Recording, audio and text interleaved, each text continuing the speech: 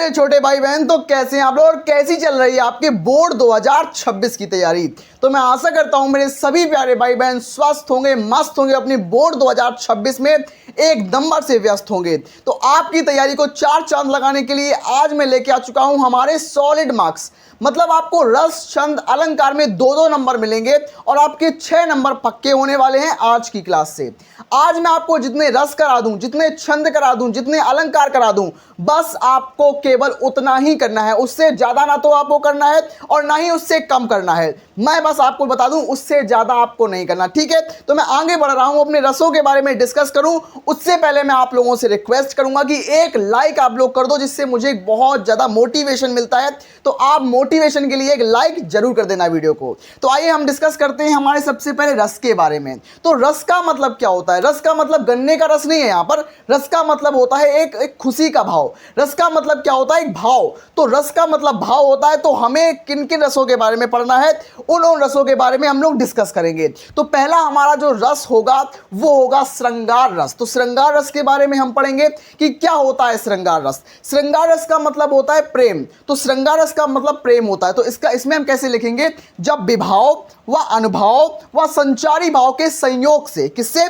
जब विभाव, अनुभव और संचारी भाव के संयोग से, जब विभाव, अनुभव और संचारी भाव मिलते हैं तो उससे रति नामक स्थायी भाव उत्पन्न होता है, जिससे श्रृंगार रस की निष्पत्ति होती है। मतलब जब विभाव, अनुभव और संचारी भाव संयोग करता है, मतलब तीनों आपस में मिलते हैं, तो रति नामक स्थायी भाव उत्पन्न होता है। रति नामक स्थायी भाव से श्रृंगार रस की उत्पत्ति होती है। तो आपको केवल इतना ही लिखना है। और आपको मैं बता दूं कि श्रृंगार रस का जो स्थायी भाव होता है वो रति होता है। रति का मतलब होता है प्रेम। तो श्रृंगार रस का स्थायी भाव जो होता है वो रति होता है। इसका मतलब होता है प्रेम, ठीक है। आप इतनी थ्योरी लिखोगे, उसके बाद आपको एक उदाहरण लिखना पड़ेगा। उदाहरण क्या है आप यहां पर देखिए। उदाहरण में आपको बिल्कुल सिंपल तरीके से लिखना है। क्या लिखना है कि कौन हो तुम बसंत के दूत, कौन हो तुम बसंत के दूत, पतझड़ में अति सुकुमार। मतलब जब पतझड़ का मौसम होता है, पतझड़ का मौसम ऐसा मौसम होता है जब पेड़ों से पत्ते झड़ जाते हैं। जब पेड़ों से पत्ते झड़ जाते हैं उसको बोलते हैं पतझड़। अब जब हम बात करें बसंत का, तो बसंत ऋतु वह ऋतु होती है जिसमें पेड़ों पर पतझड़, पेड़ों पर बहुत सारी नई नई पत्तियां आ जाती हैं। तो मतलब एक सुखद मौसम, एक पौधा जो होता है वो नया हरा भरा बन जाता है, वो होता है बसंत ऋतु। लेकिन एक बिल्कुल गर्मी में ठंडी ऐसे पहुंचाना, ये बात है यहां पर। तो कौन हो तुम बसंत के दूत, पतझड़ में अति सुकुमार, घन तिमिर में चपला की रेख, तपन में शीतल मंद बयार। इसका मतलब क्या है कि घन तिमिर में चपला की रेख। घन का मतलब होता है बादल और तिमिर का मतलब होता है बहुत काले बादल। घन तिमिर में चपला की रेख, चपला मतलब होता है चंचला, चपला मतलब बिजली। जब हमारे घने घने काले काले बादलों में बिजली जब चमकती है तो कैसा लगता है? बिजली जब काले बादलों में चमकती है तो दूर से चमकती है, दूर से बहुत आकर्षक प्रतीत होती है, वही बोला गया है। तपन में शीतल मंद बयार, मतलब बहुत ज्यादा गर्मी जहां पर हो, बहुत ज्यादा तपन जहां पर हो, वहां पर बहुत शीतलता, बहुत ठंडक पैदा करे, उसको बोलेंगे शीतल मंद बयार। तो इसमें बोला जा रहा है कि कौन हो तुम बसंत के दूत, पतझड़ में अति सुकुमार, घन तिमिर में चपला की रेख, तपन में शीतल मंद बयार। तो इस तरीके से हम लोग श्रृंगार रस का उदाहरण लिखेंगे। ये हमारा उदाहरण है श्रृंगार रस का। तो अब मैं बात करूंगा हमारे वीर रस के ऊपर। तो श्रृंगार रस हमने डिस्कस कर लिया है, केवल आपको इतना ही लिखना है। सबसे पहले आपको 2 लाइन में इसकी परिभाषा लिखनी है और इतना बड़ा आपको उदाहरण लिखना है। इसके बाहर आपको कुछ भी नहीं लिखना, ठीक है। अब मेरे प्यारे भाई बहन, अब मैं डिस्कस करूंगा हमारे दूसरे नंबर का रस, जो कि है वीर रस। वीर रस का मतलब वीरता। तो इस रस के अंदर हम वीरता का वर्णन करते हैं, यानी कि जब विभाव, अनुभव और संचारी भाव का संयोग होता है। मतलब जब तीनों चीजें मिलती हैं, जब विभाव मिलता है, अनुभव मिलता है और संचारी भाव मिलता है, तीनों के मिलने से एक उत्साह का भाव उत्पन्न होता है। हमारे हृदय में उत्साह का भाव उत्पन्न होता है,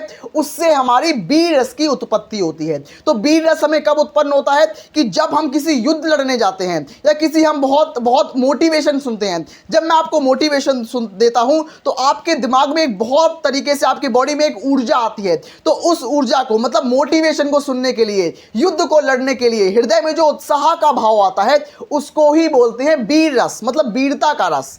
तो जब विभाव, अनुभव और संचारी भाव का संयोग होता है उससे उत्साह नामक स्थायी भाव उत्पन्न होता है, जिससे वीर रस की उत्पत्ति होती है। इसका उदाहरण आप तैयार रखना है। इसकी परिभाषा मैंने आपको बता दी, अब इसका उदाहरण आपको तैयार रखना है। कैसे करना है कि बुंदेले हरबोलों के मुंह से सुनी कहानी थी, खूब लड़ी मर्दानी वो तो झांसी वाली रानी थी।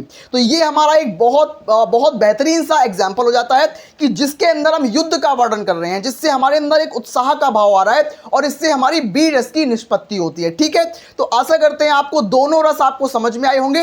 अब मैं बढ़ता हूं हमारे आगे। हाँ मेरे प्यारे भाई बहन, अब मैं बात करूंगा हमारे अलंकारों के ऊपर। का मतलब होता है आभूषण, यानी कि हम काव्यों में आभूषणों के बारे में बात करेंगे। काव्यों का गहना होता है हमारा अलंकार। तो अलंकार कितने हमें पढ़ने हैं, कौन कौन से अलंकार पढ़ने हैं, कैसे कैसे करने हैं, वो सारे आज की क्लास में मैं डिस्कस करूंगा। हमारा जो पहला अलंकार होगा वो होगा उपमा अलंकार। और हाँ, आप लोगों ने अगर लाइक नहीं किया तो अभी तक एक लाइक कर देना और अपने दोस्तों को शेयर जरूर कर देना। मैं रिक्वेस्ट करता हूं आप सभी भाई बहनों से, अपने सारे दोस्तों को शेयर जरूर कर देना आप। ठीक है, तो हम बात करेंगे सबसे पहले उपमा अलंकार के बारे में।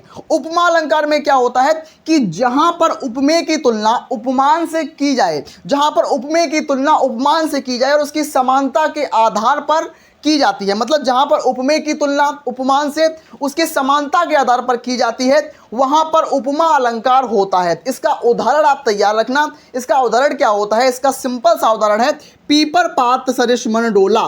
तो पीपर पात सरिस मन डोला जो है ये हमारा उदाहरण है। किसका उदाहरण है? उपमा अलंकार का बहुत छोटा सा साधारण सा उदाहरण है, पीपर पात सरिस मन डोला। ठीक है, तो अब मैं बात करूंगा हमारे आगे वाले अलंकारों की तरफ। हाँ मेरे प्यारे भाई बहन, अब मैं डिस्कस करूंगा हमारा रूपक अलंकार और मेरा यमक अलंकार।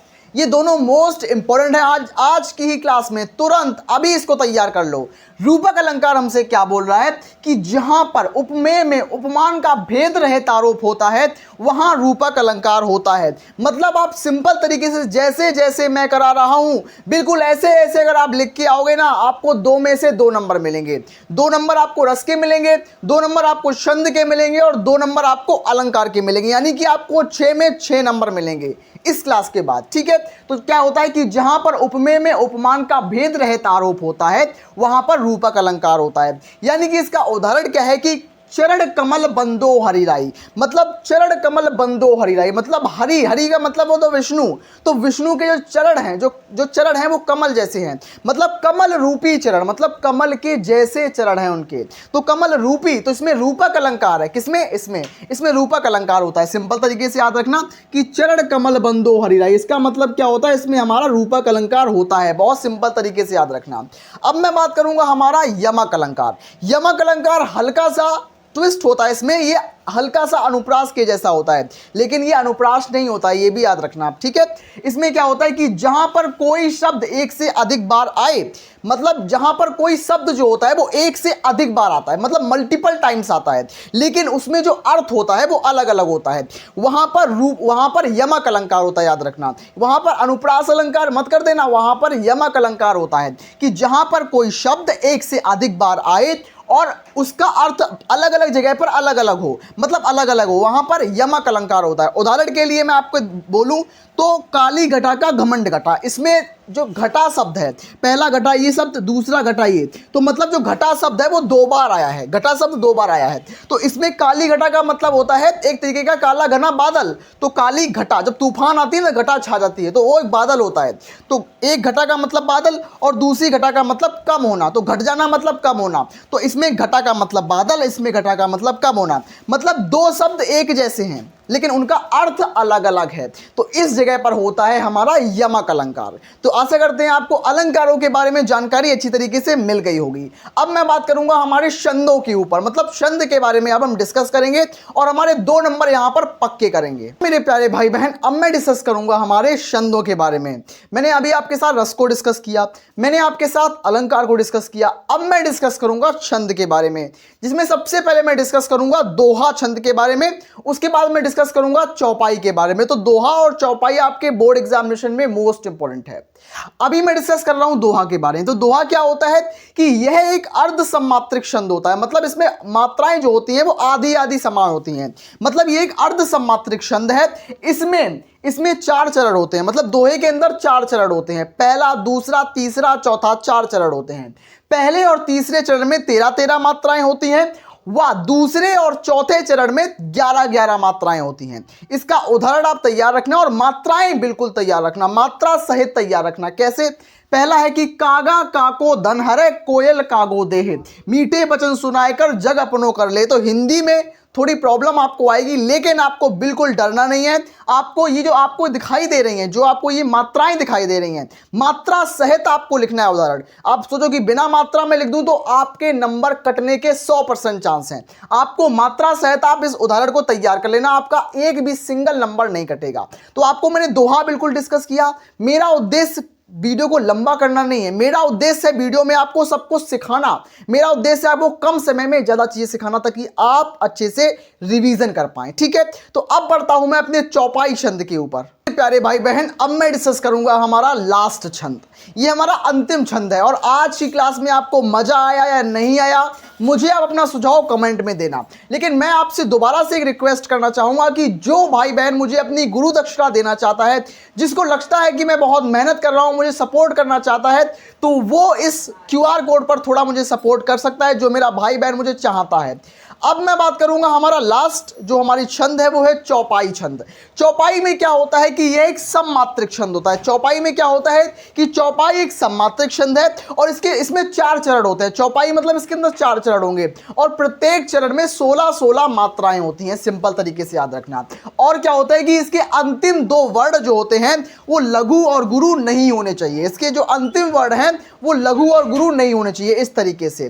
तो इसका हमें उदाहरण तैयार करना होगा। क्या इसका उदाहरण है? उदाहरण आपको याद रखना है कि बंदऊ गुरुपद पदम परागा सुरुचि सुभाष सरस अनुरागा अमीय मुरी में चूरन चारु समन सकल भव रुज परिवारु। तो ये आपको इसका उदाहरण भी तैयार रखना है साथ में ही। तो ये बहुत बेहतरीन और पावरफुल और बहुत निंजा टेक्निक्स के माध्यम से मैंने बहुत कम समय में रस छंद अलंकार का जो डर है वो खत्म किया।